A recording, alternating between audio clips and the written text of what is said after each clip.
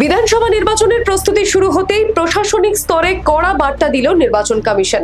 আগামী 15ই ফেব্রুয়ারির মধ্যে নির্বাচনের সঙ্গে সরাসরি যুক্ত সমস্ত পুলিশ কর্মীদের বদলি এবং পোস্টিং প্রক্রিয়া সম্পূর্ণ করতে হবে স্বরাষ্ট্র দপ্তরকে, এবং এই মর্মে স্বরাষ্ট্র সচিবকে চিঠি পাঠিয়েছে পশ্চিমবঙ্গের অতিরিক্ত মুখ্য নির্বাচনী আধিকারিক।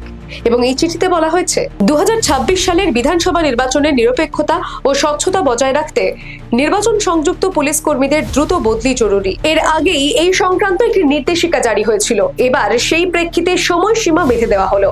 এই চিঠিতে আরো বলা হয়েছে 15ই ফেব্রুয়ারির মধ্যে বদলি এবং পোস্টিং শেষ করে অবিলম্বে তার রিপোর্ট পাঠাতে হবে, যাতে তা ইলেকশন কমিশন অফ ইন্ডিয়ার কাছে পাঠানো যায়। কমিশনের তরফে আরো বলা হয়েছে এই নির্দেশ কার্যকর করতে কোনো রকম ঢিলেমি বরদাস্ত করা হবে না। নির্বাচন প্রক্রিয়ায় যুক্ত পুলিশ আধিকারিক এবং কর্মীদের ক্ষেত্রে কমিশনের গাইডলাইন মেনে দ্রুত সিদ্ধান্ত নিতে হবে রাজ্যকে। রাজনৈতিক মহলের মতে পুলিশের বদলি নিয়ে ভোটের মুখে বিতর্ক বরাবরই তৈরি হয়, তবে সেই বিতর্কে আরো নতুন মাত্রা যোগ করলো নির্বাচন কমিশনের এই কড়া অবস্থান। এখন দেখার রাজ্য প্রশাসন কত দ্রুত সেই নির্দেশ কার্যকর করতে পারে। Bureau report, the wall news.